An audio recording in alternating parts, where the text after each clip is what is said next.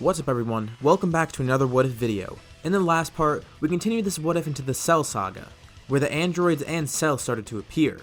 Considering that no one seemed to be a match for the androids, everyone escaped to the lookout. Piccolo was able to merge with Kami, where Goku and Gohan got to train in the Room of Spirit and Time, with Piccolo and Trunks going in not too long after.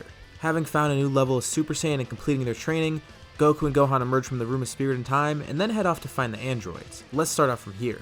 While they're hesitant about taking on the androids right now, they realize that they need to try and stop them in case Cell gets to them first. With the androids trying to track down Goku, and then Goku trying to track down the androids, they eventually end up crossing paths a lot sooner. Seems like it worked out well for both of the groups. The androids of course are ready to kill Goku. Although 16's not really the one to get involved in a fight, this is Goku, so he's gonna definitely get involved here. 18 joins him in attacking Goku, and they lead him away from the battlefield, while 17 is left alone to face Gohan. Little do they know that Goku and Gohan are a lot stronger here, and especially for 17, that's not going to turn out too well. Goku's facing 16 and 18 together. From the lab before, they're able to find out that Android 16 is actually just a full robot, while 18 is an actual person that's been modified to be an android. 16 and 18 keep fighting Goku, but they realize quickly that Goku's way above them in terms of power. Goku's trying his best not to kill anyone, but eventually, 16 tries to blow himself up in order to kill Goku. He grabs onto Goku and wraps himself around him. Goku didn't want to kill either of them, even though 16's only a robot. But it seems like 16's gonna do that to himself anyways. In a split second, Goku decides to dismember 16 to get rid of him, and immediately flies as far away as he can from the area. 16 then proceeds to explode, with 18 not too far away watching as it happens. This explosion alerts Cell, who's not too far away, and he immediately heads over to where the androids are. 17's facing Gohan is a bit concerned about that explosion, but he assumes that was probably something to do with 16. He can't even leave anyways because Gohan's forbidding him from doing that. Gohan's obviously not going to kill 17, that's not really something that he wants to do, but he's holding him off and he's having a really easy time doing so. 17's a little beat up while Gohan doesn't even have a scratch on him. Instead of attacking Gohan, which won't work, he shifts his focus to trying to escape. Surrounding himself in barriers, he basically creates a ball for him to escape in, so he can fly away without being harmed by any ki blasts. Gohan follows him, and not too long after, they both arrive to the area. They see a giant smoldering crater, with Goku nearby who looks a little bit injured but is overall okay. 18 is watching nearby, 16 is nowhere to be found, and Gohan and 17 could easily tell that he's been killed. The androids aren't really sure what to do here, neither are Gohan and Goku. Out of nowhere though, 18 is suddenly attacked by someone. It's Cell, and he's absorbing her. The three others there notice this, and 17 goes in to try to save his sister, but Gohan and Goku stop him. If he goes over there, then Cell might absorb him too. 17 is nervous and angered here. He can't do anything. Goku and Gohan wait before attacking Cell.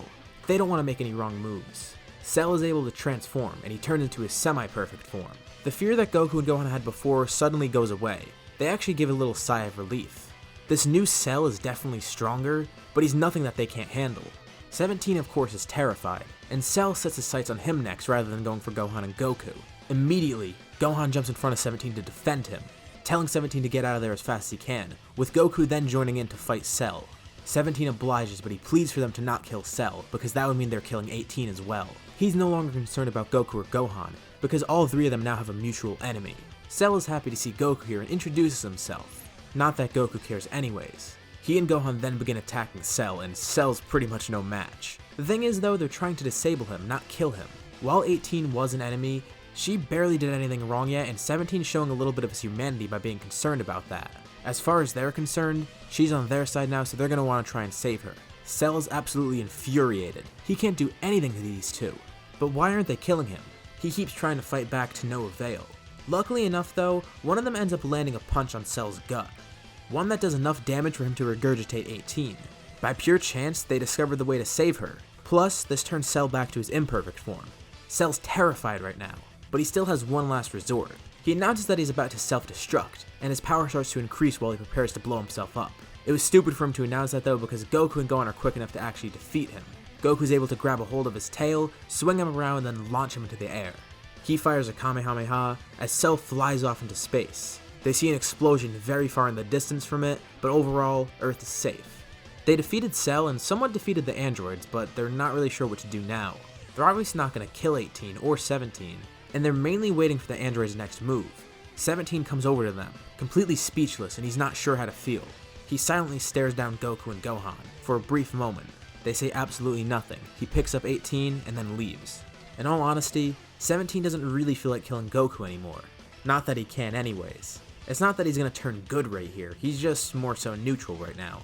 They were kind enough to spare 18 after all, and it seems like they didn't even kill 16. 16 only blew himself up. Maybe Goku's not so bad after all. He even showed some mercy to his worst enemies that wanted him dead. That's definitely gonna stick with the two androids. While the androids have been stopped here, they're still the ones in Trunks' timeline. Trunks and Piccolo exit the Room of Spirit and Time, much stronger than before, and they get filled in on what happened. That's actually some pretty great news. They don't gotta worry about the androids in this timeline.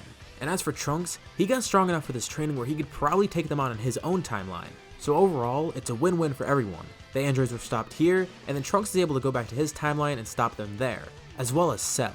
The android saga was a huge success, with only Cell and Android 16 dying. And at worst, Goku got a couple injuries from the explosion. So now the Earth is at peace, it seems. We get into the 7-year time skip before the Boo saga, and things here go pretty much like normal. Goten and Trunks are still around, except Trunks this time is a full human. It's not the same Trunks either, it's just Trunks in name only.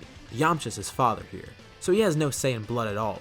Him and Goten still become friends obviously, with Goten being the cooler one of the group, because he's half alien and all. Kind of a weird role reversal here. As for Gohan, he does keep up with his training a little bit since Goku's around. Goku and Piccolo are his main training partners. But Gohan obviously ends up going to school too.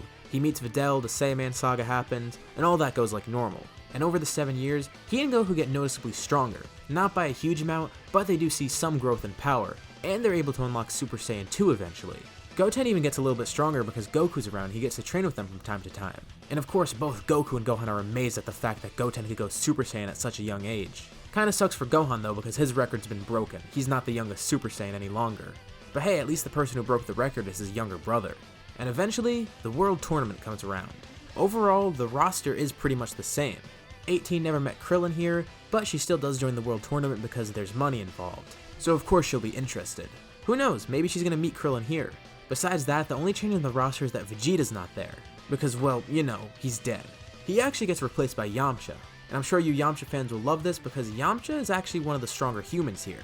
I don't know if I'd say he's above Tien or Krillin, because they were ahead of him before and he'd have to work really hard to surpass that, but he's definitely on par with them, if not a little bit stronger. And why is that? Well, he's a lot more motivated to train here to protect his family. Plus, since he's with Bulma, he has access to the gravity room whenever he wants. And it's really hard for him to do at first, but eventually he's able to start using it at small levels, and working his way up, meaning that he gets to see some noticeable boosts in power. And of course he ends up joining the World Tournament too because it could be fun to be here again. Especially since Goku and Krillin are going, it'll be just like old times. And since the roster is so similar, nothing really changes until Gohan's energy gets siphoned by Spopovich and Yamu. Gohan's a little bit stronger here than in canon, but not by an insane amount. Same for Goku too. Better training over the 7 years for both of them means that they're both a little bit stronger. And that means here that Spopovich gets a little more energy than normal, which is great, and he heads off to Bobby right away with Yamu. Kibito and Shin have already been introduced and everyone flies over to follow them, including Yamcha who joins the group. Spopovich and Yamu arrive at Babidi's ship, and they proceed to get blown up. Very routine here because then Deborah is sent to go deal with the group of fighters, starting with him incinerating Kibito. The group is immediately on guard and ready to attack, with Goku launching at him first, and then Goku stops. He starts panicking and then he turns around, and they see his arm is completely gray. Deborah spat on him, and Goku's now turning into stone, and then eventually he becomes a statue. In the meantime, Deborah is also able to hit Krillin and turn him into a statue. Perfect. Deborah was able to take out one of his strongest opponents, and now he only has a couple of fighters to deal with. This will definitely coax him to come into the ship. And Deborah heads inside. Enraged, Gohan decides to fly right in, with Piccolo, Shin, and Yamcha chasing after him. This might be good though, because if he kills Deborah, then he'll save Goku and Krillin. Understandably upset by what he just saw, he's already fighting Pui Pui inside, and he takes him out pretty quickly. Everyone gets in there and sees this, and Gohan commands them to follow him, as they descend deeper. They eventually meet up with Yakon, and they find out that he eats light, so Gohan can't transform. That doesn't matter though. He asks Piccolo and Yamcha to help him fight, and they easily take down Yakon. Shin is a little concerned, but since they're making the fight so quick, they're probably not giving Babidi too much energy. And there's only one more person they have to fight, and that's Deborah himself. Babidi's really concerned though. They defeated Pui Pui and Yakon this easily, so he can only imagine how well Deborah will do. And the answer is that he's not going to do that well. Babidi starts working quick, looking around to see if there's anything he could do. Maybe he can try and possess someone. Is there anyone there he could look at? Yamcha's a no-go and so is Gohan. But then there's Piccolo. Babidi covertly starts looking around his mind and seeing what he could find inside of Piccolo, the son of the Demon King Piccolo. With this one being a former villain who even tried to take over Earth once, it appears there might be some malice in his heart, but not enough for him to do something about right now. He's gonna need some time for this, and starts sending out some subliminal messages to Piccolo, trying to make his mind go somewhere else. They eventually descend to the floor that Dabura is on, and Gohan tells everyone that he'll take him on alone. All the while, Babidi is slowly trying to take over Piccolo's mind. Dabura knows this is going on and he tries to draw the fight on as long as he can. He's able to defend himself pretty well against Gohan, but he can't do any damage to the half Saiyan. Eventually, Shin and Yamcha are watching on the sidelines and they notice Piccolo starting to act a little weird. Piccolo then collapses to the floor screaming, and Shin knows what's going on.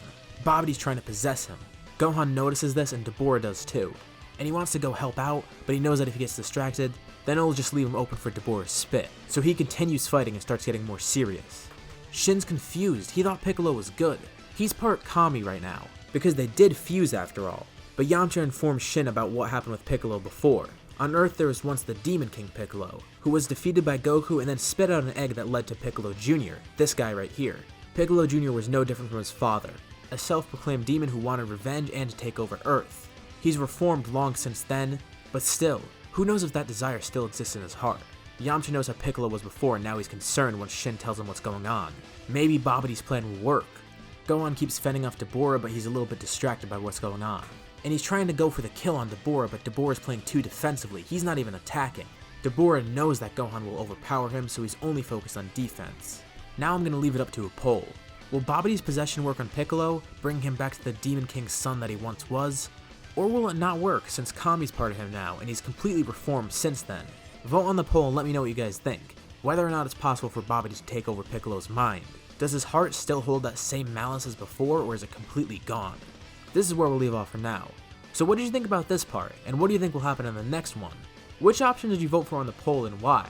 Leave a comment saying whatever option you voted for and why, as well as letting me know any suggestions or thoughts about what will happen in the next part. As usual, if you liked the video, be sure to drop a like, and if you haven't already, why not subscribe, as well as hitting the bell icon to get notified about any future parts of this What If, as well as any other videos that I upload to this channel. Like usual, I'd like to thank you all for watching, and I'll see you on my next video.